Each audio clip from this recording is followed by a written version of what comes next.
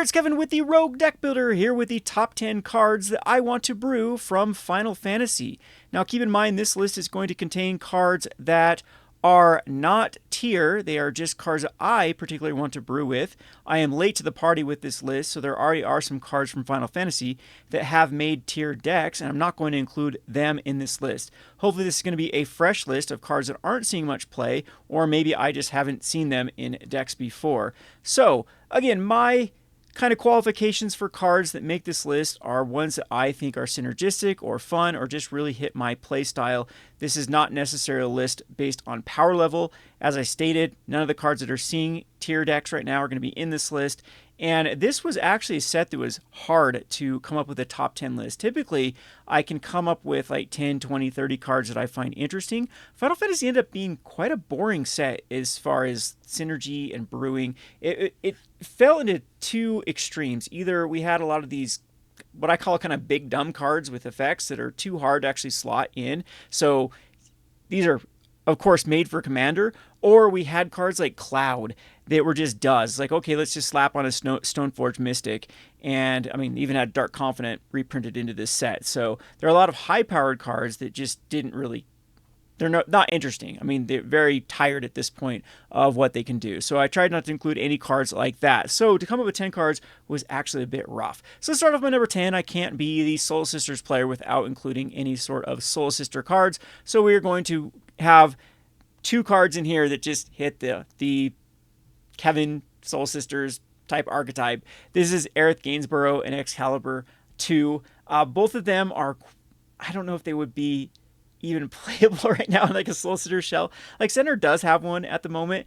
Aerith Gainsborough is kind of weird because it can distribute the counters when it dies on legendaries, but there's not a lot of legendaries. I know there's like Zac out of this set that is interesting to pair up with Aerith, but Aerith does also have lifelink, which is like, okay, one more mana for a Johnny's Pridemate, but you also get that trigger when the Johnny's Pridemate hits itself.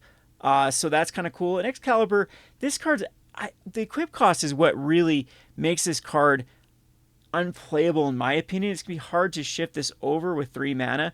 I mean, you have that initial 1 mana investment, which isn't bad, of course. It can be played on subsequent turns too after you've cast like a creature. But you do want to get this card out early, and then whenever you gain life, you put a charge counter on it, and then equipping it over. It's just a very awkward card. Both these cards are awkward because as a Soul Sisters player, you want cards to start taking effect on turn 1 and turn 2, and both of these kind of miss their mark. But since I am the Soul Sisters player, at least that is kind of my pet deck for years and years, I'm going to put these as my number 10. Alrighty, going on to my number 9. My number 9 is going to be Zeldk. Is that how you say it? I don't even know how to pronounce any of these things. The only thing I played was Final Fantasy VII, so anything other than that, I'm pretty much have no clue at this genre. So Zeldk is, you may play an additional land on each of your turn, and Zeldk gets +1/+0 for each land you control. So it'll be a 3/3 for 3 when you play. And at the beginning of your end step, return a land you control to its owner's hand. Actually, you can get this up to a 4/3 on turn 3, but then it'll be a 3/3 on your opponent's turn. And then bigger on, this card actually scales very, very well with what red decks want to be doing. I know a lot of red decks could have haste. If you actually compare this to like a 3/3 haster that when it dies, it deals damage. Yeah, it's a little bit rough. But where I like this is the synergy that you could have with any sort of ETB effects with lands. Or I'm even thinking the hideaway, not the hideaway lands. So the hideaway lands, yes, from going back into modern, but I'm trying to think of the caves that you can then bounce to your hand and then cast them later on, those type of lands. Any sort of lands that have utility, I think this card is pretty interesting with. So I'm not sure if there's a lot of them in Standard at the moment, but Wizards always seems to be printing lands that have enter the battlefield triggers, and I think this is going to have some neat pairings going forward if there's nothing at the moment in Standard. On to my number 8. My number 8 is going to be GoGo, Master of Mimicry. So a 2/4 and XX copy target activator triggered ability. You control X times. You may choose new targets for the copies. So it's going to cost you 2 and tap to copy 1 activator triggered ability. That's actually really, really strong, especially with like a lot of the sagas out now that have huge effects on their last saga tick.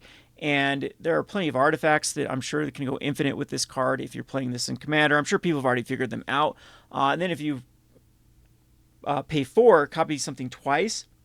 Yeah, that is just backbreaking, as I stated with a lot of the Saga end effects, or I mean, enter the battlefield effects too, attack trigger effects. There are a lot of synergies. So this is like a perfect Kevin card. These are catnip to me. I try to always find the best ability to trigger on curve, where you can get this out on turn 3 and possibly be able to, copy it twice on turn 4, like a Saga, like a 2-mana Saga at that point that ticked up and ticked up. I'm sure there's got to be some really, really cool curves and really cool combinations with GoGo.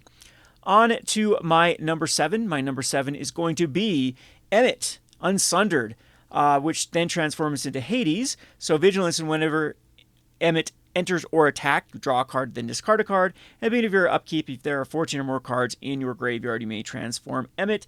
And then during your turn, you may play cards from your graveyard. If a card or token would be put into your graveyard from anywhere, exile instead. So you want to build up a big bank in your graveyard, and then you can actually get value off of EMTT. So self-mill is actually very, very strong already in Standard. You have like the Overlord on turn 2 that will mill 4. You have plenty of other cards that loot. This card has synergy if you want to go into like a black-blue Monument deck. Monument is no joke, or it's no surprise. It's my favorite card in Standard. I've been building a lot of decks with Monument from Aether Drift, which whenever you discard a card, it's one of the modes you can choose. And this card can slot right in that sort of deck. You fill up your graveyard. You can then cast things from your graveyard. You self-mill. I mean, there's a lot of... I love these value-based engine cards, and EMTT's no exception there. I think that there's a lot of potential with this card. On to my number 7. My number 7 is going to be, or my number 6 is going to be Random Encounter. So this is just my obligatory fun card that I'm going to pick for my list. I think this card's bad. No, I'm not. It's really bad. So it's 6 mana, shuffle your library, then mill 4 cards, and put each creature card milled this way onto the battlefield. So, I mean, unless you can manipulate your library like to really, really get rid of most non-creatures out of your deck, I mean, this is going to hit lands a good 35% of the time already. So, like, one of the cards is going to be, it's more like 3, potentially 3 creatures that come out. So I'm thinking this card's cute is any sort of card that has a discard. We had the Harvester, and we also had, there's a Dinosaur where you can discard it, deal 3 damage. Like those ones where you can actually utilize them earlier on.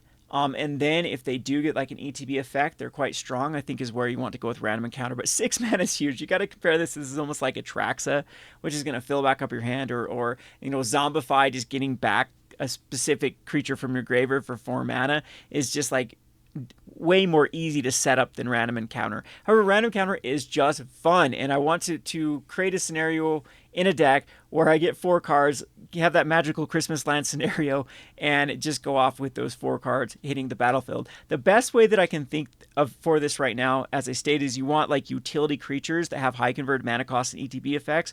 So I'm looking at Tarkir, those dragons that have the shuffle back in type effects. I think it'd be quite strong with like a Random Encounter, especially like the blue one, where you're bouncing permanents, and then you can still utilize it to draw. I know there's also another blue one that can return a attacking creature and draw a card, or just return a creature and draw a card. Like those type of cards I think will go great with Random Encounter, because then you can actually get value out of them later on, and they shuffle back into your deck too, so they actually stack your deck to have a better chance of hitting something with Random Encounter. So again, this is going to be my fun card. It's not going to win games, but it's going to be hilarious when it actually does work. On to my number 5. My number 5 is going to be GBZ Crystal Collector. This one I probably should have put higher up on my list, because the more I look at it, the more I love this card. It's a 1/4 for 2 mana, so it could actually block a lot of the prowess cards and probably not die the turn it blocks because of that 1/4 but. Whenever an artifact you control enters, you surveil 1 at the beginning of your end step. If you control 4 more artifacts, return target creature from your graveyard to your hand. Then if you control 8 or more artifacts, each opponent loses life equal to that card's power. So with like map tokens running around, with treasure tokens running around, and just a lot of artifact creatures, I think this is a pretty solid card. The 8 or more artifacts, each opponent lose life equal to the card's power. There are like 9 mana creatures. And then this again where Harvester comes in, or any of the other discard type creatures. I'm also thinking of all the cards that can be reduced by how many cards in your graveyard. I know those aren't artifacts. I mean, maybe we're looking at too many synergies here because we're going to be utilizing as many artifacts as possible. But going into like Pioneer and Modern, this gets a lot deeper. I mean, it's a stretch now to have any card actually see play in either of those formats. However, this does seem to have an effect that does exactly what those formats want it to have because it's card advantage. It's not hard to get those artifacts before more, especially when you're talking about like artifact lands and other utility artifacts that come out quick. Thinking about things like Mox Amber goes perfect with this particular card. So if you get those 4, then you get up to 8 artifacts, and this really starts to put in some work. So really neat card. And to try to make a deck list with this, I think will be both challenging and rewarding to find like the perfect balance with this card. On to my number 4. My number 4 is going to be a combination of card that I am just going to be the kind of the landfall self-mill land combo deck. So what I'm thinking of putting Sin, Summon Titan, in the Wandering Minstrel is in a shell that rotated, the Jund Analyst shell that utilized the Pitiless Carnage. So Pitiless Carnage is a card from Atlas of Thunder Junction that lets you sacrifice any number of permanents you control, then draw that many cards, and then you can plot it for 3. So basically you're going to be sacrificing all of your lands and then floating the mana and then hopefully casting like a Sin and then getting all of those cards back. So this is another one that if we get some cool utility lands that have ETB triggers, I think this is quite neat. And then the Wandering Minstrel works with it because when they come into play untapped, so you can actually utilize the mana after the Sin or the Summon Titan has brought them back in. And I think there's a lot of potential for this this kind of shell. Again, the Wandering Minstrel, I wouldn't even worry about anything but lands you control enter untapped, and that will make 2 of them in Standard. And this card's also going to get super neat in formats like Modern and in Pioneer. And I know Commander people have already broken this card. So Sin, though, I haven't really seen any decks, I don't think, in Standard or around that have really been successful with it. Again, I don't have a lot of hope for this because Graveyard Hate's huge as is for just the Omniscience Reanimator, and there's also a lot of other Reanimator combos at the moment. But this is a fun card nonetheless to try to make this scenario happen. Like I said, I think this shell, this old Jund Analyst shell, is where it wants to be. You still already do have Spelunking, and so you still have Nissa, Resurgent Animus. It actually does combo. No, it doesn't. This is Leviathan on Elemental. Too bad it's not an Elemental because you can find your Sin with it. But you also do still have the Aftermath and Analyst. So World Soul Rage is still in here too. There's a lot of things that can go right with this deck for maybe even going into 4 colors. So yeah, this is going to be interesting to try to mess around with this deck to try to find a shell that works with the combination of these cards. On to my number 3. My number 3 is going to be the Furion Wild Rose Warrior. Now, I'm liking this card a lot. So all of the equipments that come in and create like a token with it. I know that hero tokens are quite weak, but we've had some in the past that have put on like 2/2 bodies or even I think a little bit bigger bodies than that. Those stick around. So whenever a non-token equipment you control enters, you create a token that's a copy of it, except as this equipment's ability costs 2 less, and then you can sacrifice that token at the beginning of next upkeep. So it does work with the Buster Sword right away because the Buster Sword's equip is 2, so it reduces it to 0, so you can immediately equip the token. And so it does have value with those type of equipment. But I'm thinking that there are some equipment that, even the ETB triggered equipments, we've seen plenty of them in the past. There will be plenty more printed into Standard before this card rotates that I think they're going to have synergy with. As I stated, like the best thing I can think of right now is just the hero tokens and basically the Buster Sword. There might be some that I'm overlooking right in Standard, but if you go back in different equipments that have those enter battlefield effects or even attack trigger effects, I think this is pretty neat. And then giving equipped creatures haste 2 is also quite strong. As I stated, they all the ones that add the hero tokens. Like one combo I've already noticed with this is the synergy is the 3 into the 4. There are a couple of the 4 equipment creatures that one of them allows you to put a card into play from your hand. That one's kind of interesting, and I think there's another one in blue that has a big attack trigger. When you attack, it does something which curves perfectly with Furion. So basically, just giving those creatures haste is neat. So yeah, we'll definitely brew around that to try to do some broken things. And again, this is just a catnip type card for Kevin to try to figure out the synergies and the possibilities of creating a 60-card deck with Furion. On to my number 2. My number 2 is going to be the Ridia Summoner of Mists. Now, if I were to redo the list, this is probably lower up, down, I mean, higher up on the list because, or lower, however you specify which one's which, because this one's actually, the more I read it, the harder it is to make it worthwhile because you just hard cast the summon, or the summon, the return the saga card. But this is a card that they can somehow stick around in play. It's going to get a ton of value. So you return target saga card with mana value X from your graveyard to the battlefield with finale count on it. It gains haste until turns. Of course, the creature ones are really good because you get like an extra attack in with them. And there are some strong ones that come in. I'm thinking the one that ramps, the 3/2. I'm going to start getting immediate value out of it. There are plenty of other ones that are, pretty reasonable with converted mana cost 3 or 4 to start to get the. Of course, you're not going to be spending like, well, actually, you know what, there are some crazy synergies with this. I know there are some cards in standard right now that reduce the cost of activated abilities of creatures, and at that point, if you somehow could make that work, you can start reanimating the big sagas, I think, which is pretty interesting. I mean, too bad it didn't say disenchantments here, but then again, that'd be pretty broken with a lot of ETB enchantments. And the landfall is kind of neat too. Whenever land you control enters the battlefield, discard a card and you draw a card. As I stated, so many cards here work with Monument that I picked from my top 10 list. And I've never tried like a green and red Monument deck. I think that'd be quite fun, and this card would definitely go in that.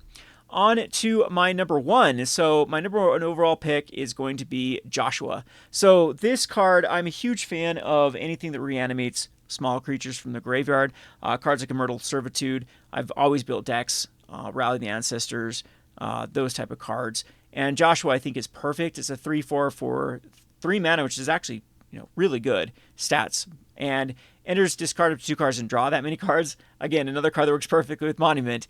And then 5 mana, exile Joshua, and then return it to the battlefield, transform it under someone's control. And it turns into the Phoenix Warden of Flame, which just does 2 damage to each opponent twice. And then once it gets to the Flames of Rebirth, return any number of target creature cards with total mana 6 or less from your graveyard to the battlefield. And then you exile and bring it back to Joshua. And, you got the recurring reanimation that can happen for 5. So kind of neat little card, especially with, there are plenty of cards that then can protect Joshua, like Zach, out of this Final Fantasy, and sacrifices goes to the graveyard, and yeah, kind of rinse and repeat. They do not have a finality, right? No, okay. It's actually not a finality with the Phoenix Warden of Fire, so this could be a card that could get a ton of value going forward. Right now, Control is not very strong, but in the future, if Control is strong, I do foresee cards like this to be like the perfect grindy type card to get like a red-white aggro, kind of some staying power. And the combo potential with this is also pretty good. So anything has ETB effects, returning mana value 6 or less, that's quite a few creatures if you are low to the ground with 1s and 2 drops, and even like a 3 drop. And like I said, the stats aren't even terrible with this card. The looting also then sets up the ability. This is everything you want in like a synergistic brew type card. So anyway, let's look over my list one more time. We got, of course, the Soul Sisters with Aerith, the Zeldk. I think if we get some ETB lands, it gets very interesting.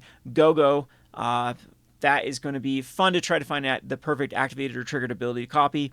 And man, more I'm looking at this too, like Emmett and Golbez in like a blue black shell should be pretty fun. Like they do have a lot of synergy with each other.